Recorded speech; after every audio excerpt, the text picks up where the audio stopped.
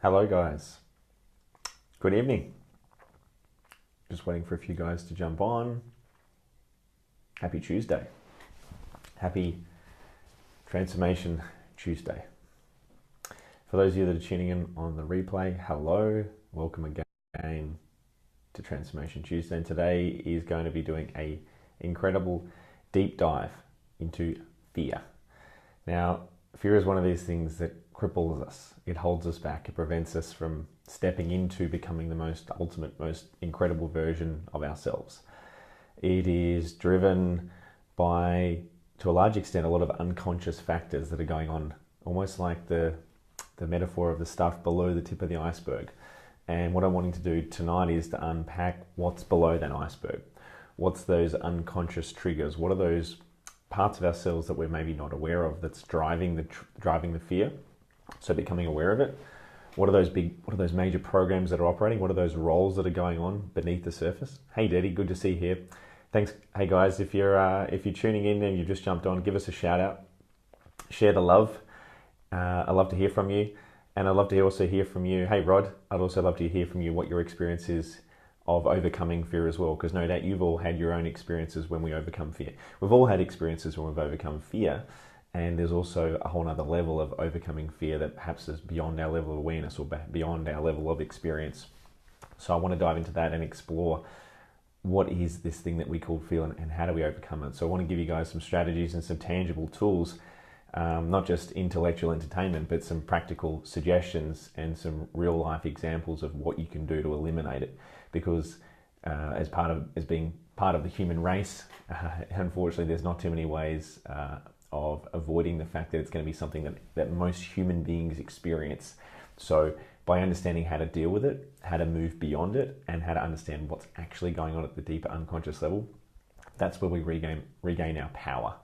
That's where we regain conscious awareness. That's where we become empowered to transform our experience of reality. Because once we overcome fear, boom, we can literally take our life to a whole nother level. We can take our relationships, our business, our career, the foundation of our everyday reality, right? That's what we're talking about, overcoming and transforming. So I'm going to get stuck into it, guys, and please feel free to leave some comments as we go through. I'd love to know, maybe even give me some suggestions as to what your biggest fears are, and I can give you some suggestions on how to bust through those. One of the techniques that I teach in my trainings is how to teach coaches how to help clients overcome fear, things like phobias, how to eliminate negative emotions like depression and sadness and guilt and all those sorts of things. So fear is just another one of these emotions that we experience. So I'm going to dive into it and unpack this for you guys. So again, if you've got any examples of where you've overcome fear, please share it with me, guys. And if you've got any questions as well as we go through, I'll endeavor to answer those for you. So let's dive in. So first of all, I want to go through, well, what is fear really? What is this thing that we call fear? And I think it's important to remind ourselves that fear in itself is an emotion. It's this emotional experience that we have, and it's a sense of resistance, it's a sense of apprehension, and it really is it's a future-based emotion where we are predicting what's going to happen in our future. So I touched on this in one of my other Facebook Lives, but I want to go a level deeper, because fear is a future-based emotion where we create fear by imagining a future negative consequence. That's how we actually create it. So that's the strategy for how we create fear. Hey Asha, how are you? So that's the strategy for creating fear. We simply need to imagine an event that's about to happen in our lives, in our relationships, in our business, something, and just imagine that. So we're creating a picture in our mind. We're imagining that event not going successfully. So that's the strategy for creating a degree of fear. So the opposite of that is creating excitement. So in order to create excitement, we imagine a future event, and what we do is we imagine that event going successfully. So that's the only difference. That's the very subtle distinction between fear and excitement. Both very similar feelings in terms of the sensations in our body, but all that's happening is we're having a negative imagined experience as opposed to a positive imagined experience. So As soon as we recognize the pattern or the strategy that we're doing in our mind, this gives us empowerment to recognize, that's how I'm creating the fear. So let me give you some tangible examples. Someone who has a fear of public speaking, and there's many different levels of this, and I'm gonna see how we go depending on the degree in which we're gonna unpack this, because it goes down several different rabbit holes. So the first level of fear of public speaking, for example, is ultimately fear that we're gonna fuck something up. We're gonna underperform. We are going to not get it right, or we're not gonna get it perfect, something like that. So we're now imagining ourselves slipping up, doing something wrong, doing something undesirable. So that's the first thing that triggers our fear. Because if we had 100% confidence, and if we were focusing on it all going to plan, we wouldn't be creating fear, we'd be creating excitement, or we'd be looking forward to it. So that's the fundamental difference from a strategy point of view. It's actually playing out inside our mind. That's the strategy that we're running. Most people aren't aware that that's actually the strategy. So the first thing is becoming aware, if we're experiencing fear, that's the strategy I'm running. I'm imagining a negative event happening in my future. So that's the first step, is to intercept that strategy and become aware of it and pause ourselves and stop it and go, cool. I now need to go and imagine something positive happening in my future. Hey Freda, good to see you. How are you? So that's step one. Now, to go a step further with that example, with, say, for example, fear of public speaking, we need to now assess, well, what do we need to believe about ourselves such that we can generate the emotion of fear? Now, I'll give you some suggestions and hints as to what it is, right? And it is beliefs that we've got about ourselves, about the fact that we won't be able to handle it, what it will mean about us at our identity level, what it will mean if someone else judges us. And what it actually is, it's essentially bringing up all of our own insecurities. It's bringing up our lack of self-worth. It's bringing up our externalization of our sense of self-worth and our validation. So what's actually happening is there's many sub-programs, many, if you like, little sub-icebergs that are underneath the bit of the iceberg under the water that goes down even further, right? So it's not just us afraid of a negative future event that's going to happen, but it's what that now means about us at our core. What does that mean about our identity? If someone else is now judging us, what we're actually now doing is we've now got a few chinks in the armor, because if we're now letting the opinion of someone else infiltrate our barrier about ourselves, what that means is, it means that we've got some gaps in terms of our self-worth, our self-love, and our opinion of ourself has got a few issues there. Because if we're outsourcing our emotions or our sense of self-worth, if we're looking for external validation from our external world to make us choose to feel good about ourselves, it means that we're kind of on shaky ground when it comes to our sense of our self-esteem and our self-worth. So straight away, if we have a fear of public speaking, first thing is to recognize, okay, what am I making that mean about myself at my identity level? What am I making that mean about people judging me? What are those insecurities that I've got where why do I even care about what anyone else thinks of me? Why does someone else's opinion matter to me? It brings up all this stuff and we go, hang on, what do I need to believe about my reality to let that external event, which is just a random event happening, and again, this is the other thing to remember, events in life, in this universe, there's just matter and energy and time and space all just bouncing around in this cosmic quantum universe. Now, none of it actually really means anything. It only means something when we observe it. So from quantum physics tells us that the observer creates the observed. Until we actually view that event through our own human lens, that event means nothing. So we need to assess, okay, I'm now viewing this event. I'm projecting my own insecurities onto that. I'm predicting or forecasting what's going to happen. And I'm now making it mean something about me at my identity level, about my self-worth, about me as a human being, my ability to be either liked or loved or accepted or belonging. So straight away, if we do experience fear of something like public speaking, and I'm just using public speaking as an example here, you can apply this to anything. This could be fear of going out in a public place and literally spilling ice cream or chocolate on yourself and then worrying about how someone's going to judge you, or worried about you not getting enough likes, or wondering if there's not enough live viewers on your Facebook Live. It doesn't matter what it is. Insert whatever the challenges you've got that you're afraid of. and go a level deeper and go, wow, what do I need to believe about my reality in order to generate this emotion of fear right now? Because in an ideal world, if we had 100% unconditional love, 100% compassion for ourselves, 100% resilience and emotional toughness, we'd be going through life and there'd be nothing that phases us. So if there is something that phases us, we need to understand, okay, there's a belief system, there's a series of triggers, both conscious and unconscious, and a lot of this is unconscious. So this is the thing, is also have self-compassion and recognize that it's a process to dig this stuff out, to become aware of what are these unconscious triggers that's driving the fear.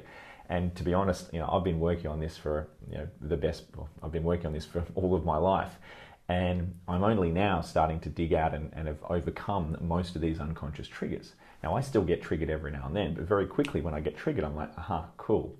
That trigger right there, that's giving me awareness of I have some gap on some level. Great, let's investigate that. So first thing to do is remember, if you experience fear, celebrate it. Because when you experience the fear, you know that it's triggered something within you at the unconscious level that needs to get resolved.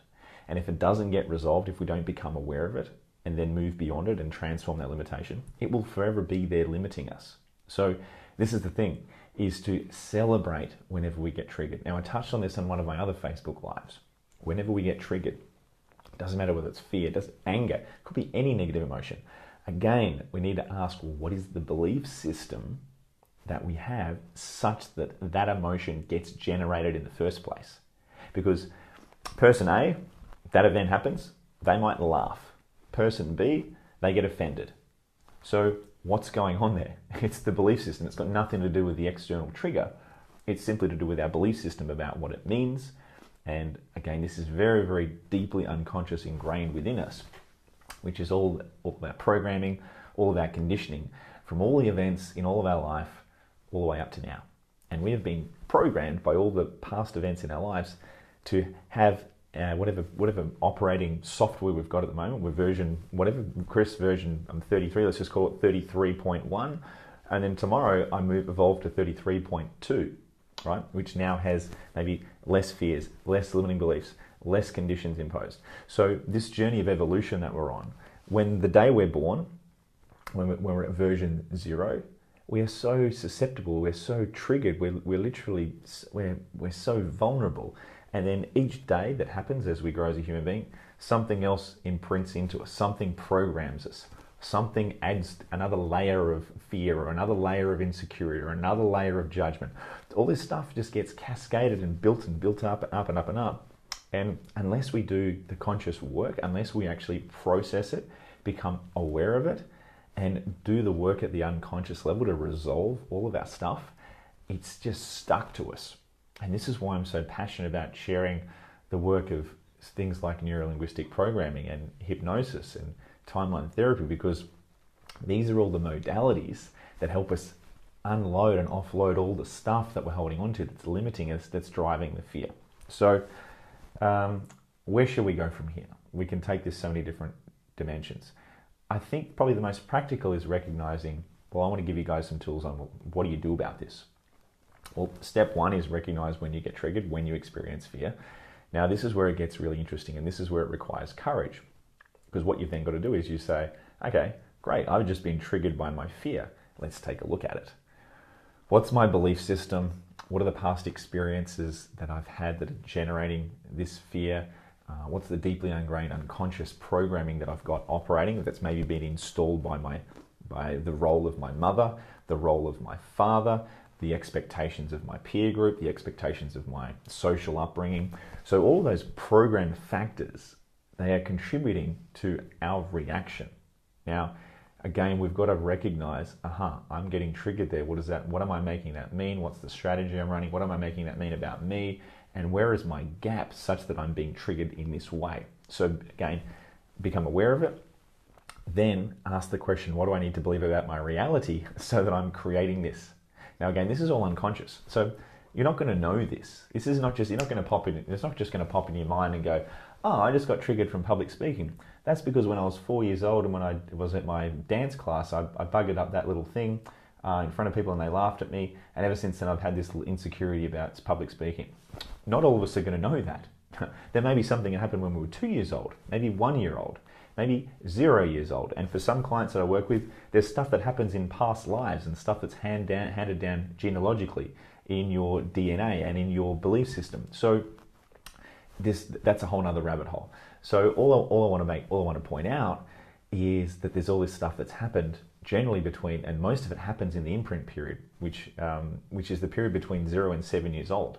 And during that period, when we're completely unconscious human beings, what happens is we don't have what psychologists call a critical faculty. So between the ages of 0 to 7, when you're a kid, you accept things uncritically. Everything that happens just happens and you absorb it. You're like a sponge. So whether it be the Easter Bunny or Father Christmas or religion, whatever our experience, whatever our parents are just bombarding us with, whatever's on TV, what our school system says, it just gets sucked in and it just gets absorbed and imprinted. So that's why it's called the imprint period. Hey Lauren, how you doing? So that's the thing to recognize is in our imprint period, so between the major formative years of our personality and our value system, that is where a lot of the damage, so to speak, gets done. When a lot of these belief systems get created, a lot of the insecurities, and a lot of these fears get imprinted. So my point is, we need to recognize that there's a lot of those events that have happened in our very, very younger earlier years that have conditioned us and programmed us into playing out certain roles and certain belief systems and certain value systems. Now we've got to override all of that. That's like us, if we're still operating from the value systems and the belief systems that we had when we were 7, it's like us having the operating software of one of those old Nokia phones, right? It means that our iPhone hasn't been updated for 20 odd years. So we've got to go back and recognize, I've got an old, maybe superseded belief system that I'm still subscribing to, old beliefs, limiting beliefs, lack of self-worth, maybe insecurities. So we've got to do the work at the unconscious level to bring all those things to our conscious awareness so we can then move beyond them. Because that which we are not conscious of, we can't actually get a resolution on. So the stuff that we don't know about, that's the most dangerous stuff because we're unaware of it. Just like say for example, just like a fish that's swimming in a fishbowl and that doesn't know that any other universe exists outside its fish tank. We are the same in regards to, look, if we don't have any awareness about our triggers, our unconscious limitations, we can't move beyond them. We're stuck because this is just our reality and that's just the way it is. So this is why things like therapy, like NLP, like having these conversations, they bring up all that stuff, which means we get to deal with it, we get to resolve it, we get to move beyond it. If you don't ever have this conscious conversation, if you don't ever have the courage to look inward and address what's going on, like triggers like fear, we'll never move beyond it. It's just going to keep happening over and over. Now, you've obviously heard the quote by Einstein, which is doing the same thing over and over, expecting a different result, is the definition of insanity. Well, the same thing goes for all our emotional triggers. If we keep experiencing the same fears, the same limitations, and we're not doing anything about it, they're going to continue. I'm sorry, but they're going to continue. Now, one of the ways that you can overcome your fears, which you've probably already heard of, is, as Dr. Susan Jeffers says in her book, Feel the Fear and Do It Anyway, is to just take action. Is to literally take action in the face of fear. Now, that takes courage. It takes resilience. Now, this is really important because that's also called, the terminology we use in psychology is systematic desensitization. Now, systematic desensitization is pretty much just doing the thing that you're afraid of and just doing it over and over and over until it no longer becomes a fear. So that's one way. And I recommend that everyone does these comfort zone, what I call comfort, or Tim Ferriss calls them comfort zone challenges, which is every day, every week, you're doing something that pushes yourself beyond your limitations.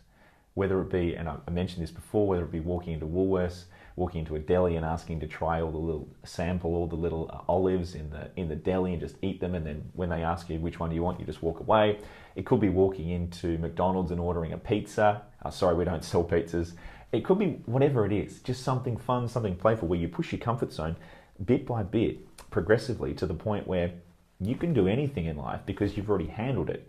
You've built up a resilience progressively, bit by bit, to the point where you can ultimately handle anything. Now, they do this with Navy SEALs. They do this with a lot of, with the military. They train these guys to be able to handle incredible challenge and incredible suffering so that when they're put in a war zone or when they're put in a time of challenge, they've got this because they've already handled stuff that's very, very similar to that. So again, recognize that our conditioning in life, that's our training ground. All the experiences in life, all the negative, what we call negative experiences, all the challenging times, that's our training ground. Because when we can handle that, we teach our unconscious mind we can handle anything. So the more resilience that you build by going through the tough times, by being challenged, by failing, and even that word failing, I think that's actually something to be celebrated, because failing is ultimately, it's a controlled way of us pushing past our limits. Now, the way to think about this is, say if you've ever lifted weights, if you're bench pressing like 50 kilos, when you get up to 50 kilos, you've just reached a new limit. Now, if you want to go up to 55 kilos, you've got to stack on the weights and just go for it. Now, you might get there, you might not, you're going to fail. But if you do fail, you've torn some of the muscles, and what you're going to do is you're going to rebuild them and you're going to grow back stronger. So it's the same thing in life. It's the same thing whether you go through a relationship that ends. It's the same thing whether you go through a business that fails, or a career that ends, or someone around you close to you dies, or a friendship breaks down. All these what we call negative experiences are there in life. I mean, it's the roller coaster of life that's there to give us all the contrasting experiences, which is what we're here for anyway. It's all those contrasting experiences that's giving us the grit, the determination, the resilience. It's building that muscle, that emotional, mental, intellectual, spiritual muscle that we need to be able to handle all the other stuff that's coming in life. So this is our training ground. So whenever we experience some sort of negative trigger, we've got to lean into it and go, great, this is my training period. This is me lifting heavier weights in the gym. This is me pushing myself. Instead of running 10 kilometers, I'm now going to run 15 kilometers today and push myself beyond my limitations. And when we consistently push ourselves beyond all our limitations in all the dimensions of our life, whether it be business, finances, relationship, health, when we start to expand in all those dimensions of life, we start to teach ourselves, like, I've got this. I can trust myself because I'm progressively expanding my comfort zone, progressively pushing past all those limitations, which my programming has told me that's all you can do. The same thing as if you've only ever lifted 50 kilos before in the gym on the bench, and you've never lifted 50 before. A lot of people will think, I guess that I can't lift more than that. That's all I've ever lifted. Until you try and you realize, oh, actually I could lift more than that. Oh, great. And you start pushing up, lift a bit more, lift a bit more, lift a bit more. So it's the same in life. We've always got to be constantly pushing ourselves outside of our comfort zone and pushing the limits of what's possible. Because who knows, we might be able to lift 100 kilo on the bench, 200 kilo on the bench. Hell, there's people in the Olympics, they're lifting probably 400, 500, I don't know what they're lifting, but they're lifting a lot of weights. Ronnie Coleman, if you haven't seen any Ronnie Coleman videos, that guy's hilarious. He lifts some massive weights. Anyway, I digress. Where were we? Yeah, so we're talking about systematic desensitization. So it's important to be taking steps, taking actions every single day, and planning controlled failure. Setting ourselves up to fail, knowing it's in a controlled environment, knowing that we can handle it, and knowing that we're going to bounce back. We're going to become more resilient, more emotionally tough, and we're going to be able to deal with life. And by going through as many of those experiences as we can, what it gives us is it gives us that self-trust. That's what it gives us. It gives us the ability to know, yeah, cool, I've got this, I can handle it. And every experience where we go for something, we're communicating to our unconscious mind, you've got this, let's do it. Now, every time we hesitate, we communicate to our unconscious mind, don't do that, risky, you can't handle it. So again, that's what's actually being communicated. This is another thing, when we don't follow through on our promises.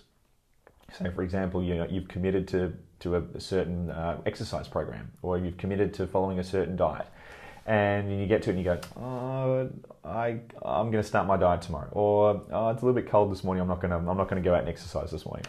What that's doing is it's teaching our unconscious mind that we can't be trusted. When you break your promise to yourself, you're communicating to your unconscious mind that you can't be trusted. That's what it's doing. So again, we need to recognize that following through on committing and following through on our promises is one of the ways of really installing and integrating at the deepest unconscious level that I actually can keep my promises to myself. So I now trust myself. Now, it's not always comfortable, but we're going to start following through because we recognize, well, if I don't follow through, I'm training my unconscious mind that I can't be trusted. Now, the important thing here is to also recognize that we need to have compassion for ourselves. What do I mean? Well, we need to have compassion for ourselves by recognizing that sometimes we're not going to be able to follow through. Sometimes we're not going to be able to hit the target. And it's then those moments where we need to communicate to our unconscious mind consciously, right? And actually send the messages, send affirmations, have conscious thought patterns of, cool, I strive for it, I didn't quite make it, and that's okay. I did my best and I'm going to try again next time, and I'm going to push myself again. So there's this ongoing conditioning process that needs to happen. We need to be very, very conscious and stand guard at the door of our mind about all the signals and all the thoughts, and because every thought that we have is literally, it's sending signals to our unconscious mind all throughout our body. And the more negative thoughts that we have, the more that we're imprinting negative beliefs, because that's all a belief is. A belief is simply a thought that we've had on repeat consistently so many times that it's formed a neural pathway that gets connected to an emotion that then forms a belief. Right? So that's all a belief is. It's simply when we're having a thought on repeat, voila, you've now programmed your belief system. Now, when you start to change your thinking, start to change your thoughts, and then couple that with action and emotion, that's how you update and transform and change all of your belief system. So this is why taking action is so important. Now, some of you may have related, but when we learn something intellectually, but never action it and never take action and never follow through, the learning it's purely stays mental, it purely stays intellectual. So we know it cognitively and we kind of know, yeah, I'll be okay, but if we don't take action to push through, we don't retrain our unconscious mind that we can handle it. So it simply stays in the domain of just being this kind of fluffy intellectual learning, and we don't embody it, we don't integrate it. So this is why taking action is so important, because when we take action, we now update the software and we now update that thought pattern throughout our body by linking it emotionally through our experience. And we now have a belief system that's now changed because we now have evidence and we now have action and behavior that's now been updated. So and this is another beautiful power question. So write this question down, is where in my life should I be taking action right now where I'm held back by fear? Where in my life do I want to be taking action, but I'm held back by fear? That's an ultimate power question, because what it will do is it will tell you where you want to be moving forward, where you want to be making momentum, where you want to be making progress, but your unconscious mind is sabotaging you. It's holding you back. So there's the ultimate power there in asking that question. Because if you know what you should be doing, if you know what you want to be doing, but there's something holding you back, you've got to identify, well, what is that? Because it's like driving in your car with a handbrake on, right? When most of us are going through life with multiple handbrakes on, which are all handbrakes that are literally handbrakes at our unconscious level that's holding us back. We're simply not aware of it. So that's the question that will elicit and bring to conscious awareness what's holding you back. I'll give you some other quick, really powerful questions. Is what's the biggest thing in life holding you back right now? What's the biggest thing holding you back right now? Now, again, your level of awareness around how you answer this question will, to a large degree, tell you how empowered you are. Because if there's something in your external world that you think is holding you back, then that's very disempowering, and that's placing your source of power outside of yourself, which means it's ultimately victimhood. Try it on. As opposed to, if the biggest thing holding us back right now is internally within us, right? Internally, we now are empowered because we can change it. I'll give you an example. Someone now might be saying, the biggest thing holding me back right now is money. I don't have enough money. And this is a classic one, right? Now again, what do you reckon? That's pretty disempowering, because it's like the number of digits in your bank account is holding you back, right? Just try this on, right? A more empowering way of looking at it might be bringing it internal and taking responsibility for it would be, okay, the biggest thing holding me back right now would be maybe my attitude towards wealth creation, my lack of a wealth creation strategy, maybe my limiting beliefs around money, my lack of consistency, maybe my lack of resilience, maybe my lack of courage, maybe my lack of actually doing something about changing my external world. So what we're now doing is we're now taking responsibility for, well, that's just an external circumstance. That's an external factor in my life. How can I take responsibility for that circumstance and be at what we call that cause? Take responsibility for, well, I've created that through all of my decisions through my upbringing, through all the events in all of my life, and I've got to this point right now in my life, and that's the circumstance, and I take responsibility. I've created that. No one else has created it. I've created it through all the choices, both conscious and unconscious choices I've made throughout my life, And this is a place of empowerment. Great, I've created my life the way it is. Now, yes, maybe I would like more money. So great, what we do is we say, well, the biggest thing holding me back right now is not having money. It's me maybe not investing in my education, me not having a wealth creation strategy, me not having the courage, the determination, the resilience, the passion, the knowledge, the wisdom, all that stuff that's going to generate the money.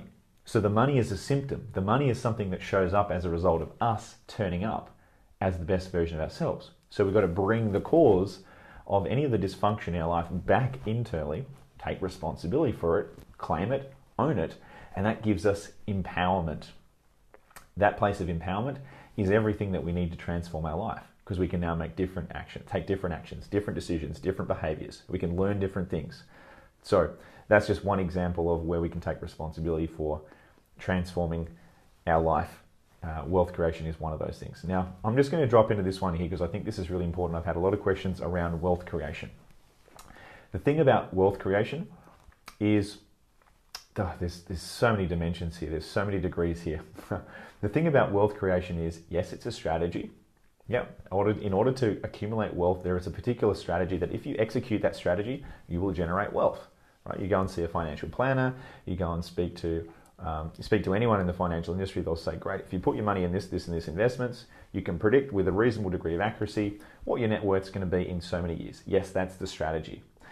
Now, in order to get into the strategy, in order to understand and actually implement and actually do the strategy, we've got to do the work up here at the mindset dimension to actually follow the strategy, right? Because the strategies are pretty black and white. If you follow the strategy, it's like baking a cake. If you add that ingredient, you cook that for a certain number of time, you take it out, you're going to get a cake. Same with wealth creation, right? So wealth creation and success has been understood for quite some time. So if we follow the strategy, we get the result. Where we're empowered is where we recognize, well, is it that I don't know the strategy, or is it that I know the strategy and I'm choosing not to implement it? So which one is it? So if we don't know what the strategy is, it's like, okay, great. The solution then becomes become educated on wealth creation, understand the strategy, maybe surround ourselves with mentors, read books, take courses, understand and build up the knowledge around wealth creation. If we already know wealth creation strategies, but we're not implementing, we're not putting money away, then we've got to check in and say, okay, well, that's me. That's my internal game as opposed to the external strategy. So again, taking responsibility for that. So I trust I'm creating a powerful distinction here around internally owning where we need to take responsibility for something as opposed to placing it outside ourselves. Because when we place the cause of our problems outside ourselves, it's the quickest way to feel disempowered. That's the quickest way to fuck ourselves up, because we're now outsourcing our power and we're now a victim. We're now blaming the world, the universe, life, and saying, well, life hasn't worked out the way I planned. Poor me, right? Whereas what I'm suggesting is we take responsibility and say, great, I've created it. Celebrate the fact that I've created my life the way it is right now. In the same way, and I'll give you another example, our health. Right? Same way, we might not have the level of health that we want. Now, the level of health that we're experiencing in terms of our fitness, our nutrition, our energy, our vitality, again, generally, most people understand how to be healthy. It's not this big mystery of how to be healthy. Right? All you need to do is just go and read some books on health. I mean, again, I know that health is very, very complex and there's a lot of different perspectives, but generally there's some major fundamental principles of nature that you can follow, and you, again, coming down to a strategy, you know you'll be healthy. So the question here again is it that I don't know what to do to be healthy? Or is it me, I'm just simply not implementing the strategies that I already know? And that comes down to motivation. That comes down to awareness of limiting beliefs. That comes down to our awareness of our core values. That comes down to our sense of identity. That comes down to everything internally within us. It's not an external thing. We got to own that and say, yeah, I'm not implementing the strategy. I know what to do. I'm choosing not to do it. Now, we might not be consciously choosing to do it. We might be unconsciously choosing to do something. Now, an unconscious choice is also known as a habit. So, if we now have unconscious choices where we're doing things, we're choosing to do things, but it's unconscious, that means we've got a habit to if you like, write over the top of, to transform, to eliminate. Now, again, you've probably heard the research, like 30 days to create a habit, 67 days to create a habit, whatever it is. whatever that period of time is, yes, there's a period of time which it takes us to rewrite and rewire our neurology and our neural pathways to take different actions. So yes, sometimes we've got to commit to taking action. Again, it's action. It's taking action even when it's not comfortable. Even when, maybe this doesn't necessarily feel good, but I'm going to take action anyway. And a classic example was for me the other day when I woke up. It's like, it gets pretty, it's pretty cold here now in Perth. And I've got my alarm set off at 5 o'clock. Now, I snoozed my alarm the other day and I was thinking, geez, it's cold outside. Ooh, I might just have another 5 minutes under my nice warm blanket. And then straight away, the next day, I kind of reflected on that and go, I'm starting to let my game drop. I'm starting to let my standards slip. As soon as that alarm goes off, I got to do this, because otherwise I'm going to start teaching my unconscious mind, it's okay just to snooze. It's okay to just sleep in, right? Now, don't get me wrong. I like sleeping in a little bit on the weekend, but when it's Monday to Friday and I'm here to get a job done, I'm waking up and I'm going for it. So again, I want to raise my standards, and I want to teach my unconscious mind that it can be trusted. And what I'm going to do is I'm going to follow through on that, even if I don't feel good, even if it's cold outside. And I'm going to go for my run. I'm going to go down to my gym downstairs and I'm going to work out, even though it's not comfortable, right? This is the thing about life, is we've got to follow through and take action, not because it's comfortable, not because it's enjoyable, but because it's important. Now, this is the thing about living our values. Our core values are the things in life which are important to us. The thing about living a successful life is not always doing what's convenient or not what's enjoyable, but it's following through on what's important. Key distinction here, enjoyable versus important. Yeah? When we follow through on what's important, successful life, achieving our goals, creating health, creating wealth, for example, as opposed to doing what's comfortable or what's enjoyable, or it might feel nice at the time, right? But again, there's reward for delayed gratification, for doing something because it's important and doing it because it aligns with our greater good, not just the short-term, temporary, in-the-moment joy. So that's the distinction I want to make. And again, we've got to create a standard around this. We've got to create a standard that says, do I want to live my life just based on what's enjoyable and just what feels good at the time? Or do I want to commit to having a principle by which I'm committing to excellence, where I'm going to live this and I'm going to do this because it's important to me? And knowing that I'm now teaching my unconscious mind my standards and how, if I can be trusted or not.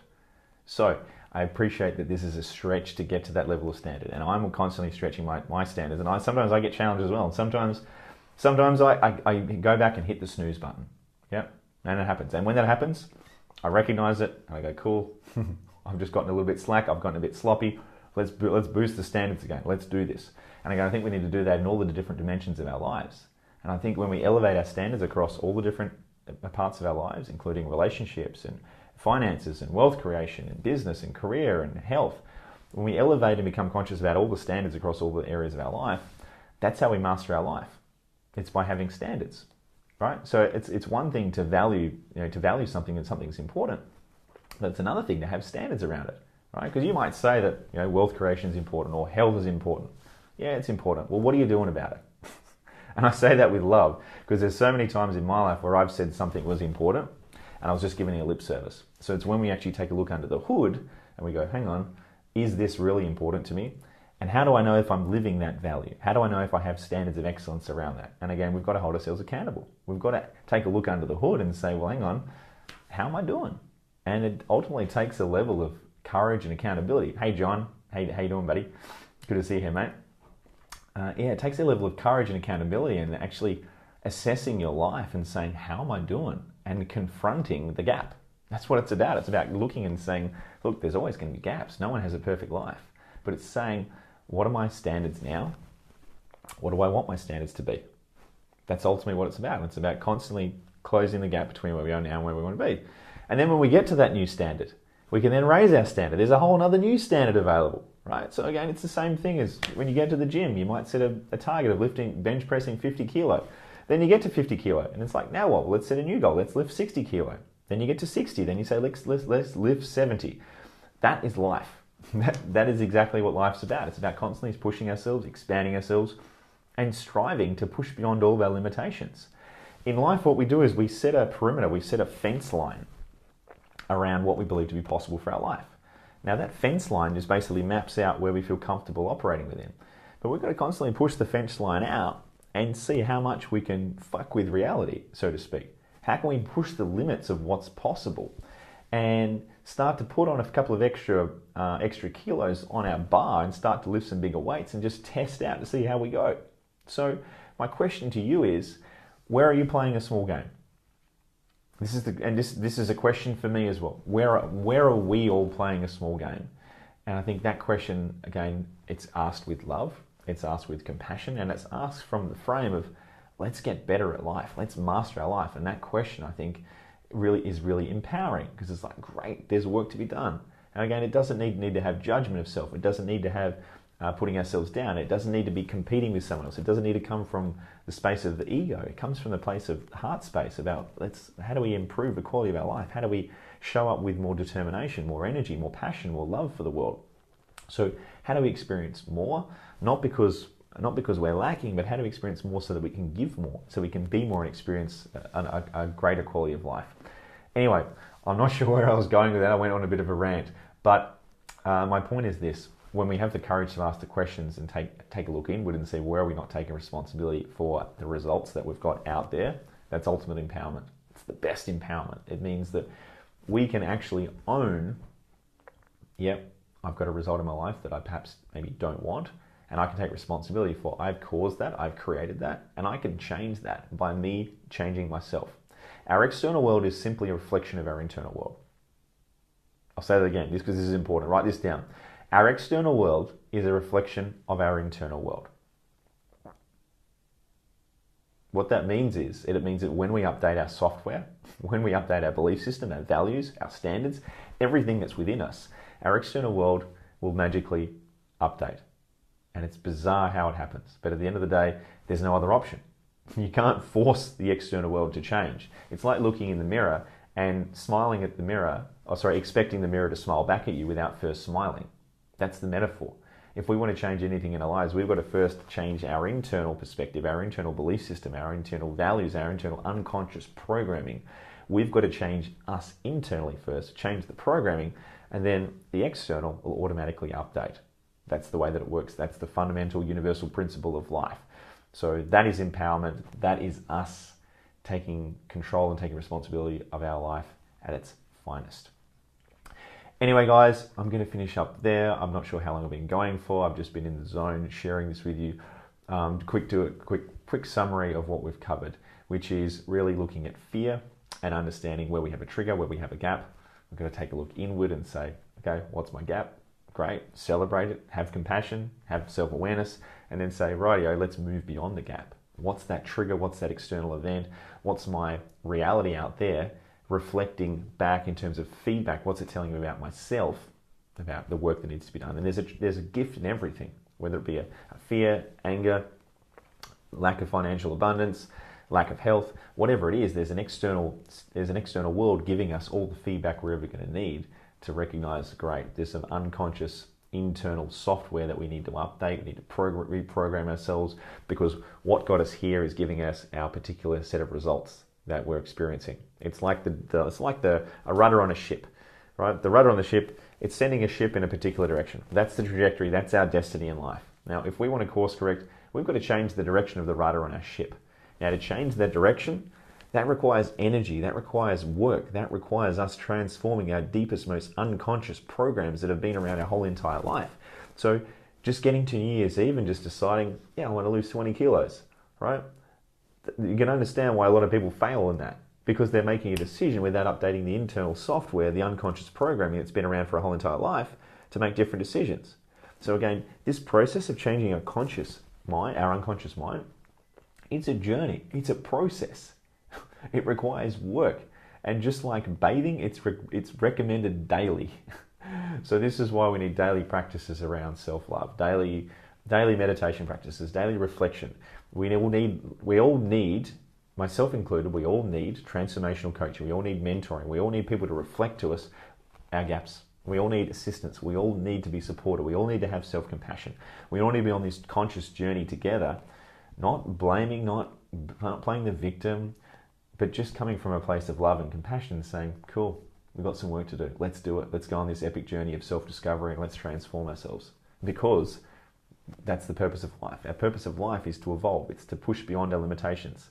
That's our purpose of life, is to have contrasting experiences in this world that gives us evolution. It gives us growth, and it gives us experience unfolding. And we can handle it. The reason why we can handle it is because we're not given anything that we can't handle in life. So I trust that was insightful. I trust that added value to you guys. And this is something I get really excited about and passionate about. And I just love to share this. So I trust you've gotten value from it. I really love sharing it. And if you've got any other suggestions, guys, for other topics that you'd love me to cover coming up on Transformation Tuesdays, please just send me a message. Thanks, Rod. Good to see you here, brother. Please ask me questions, and I'm happy to share the best of what I know. I'm going to leave it there, guys. As always, I love you guys lots. I'm going to see you guys again for next Transformation Tuesday.